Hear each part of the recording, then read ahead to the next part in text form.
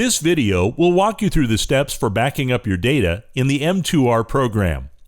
Backing up your data will enable you to restore your account information if needed, allow you to move that information to a new computer, or share your data across the network if needed. First, open the M2R program.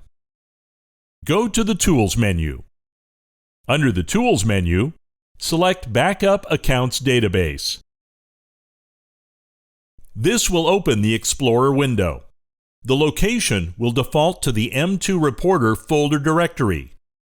Do not save it in this folder. You will need to save the accounts.mdb file to a different folder directory.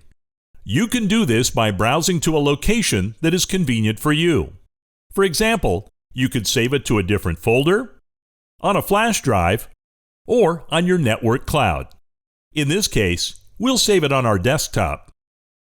We'll create a new folder on our desktop called M2R-Backup. In the file name field at the bottom, it should show accounts.mdb.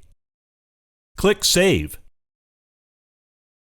Now, you'll see the database backed up message and the location path. Click OK, and you are done backing up your data.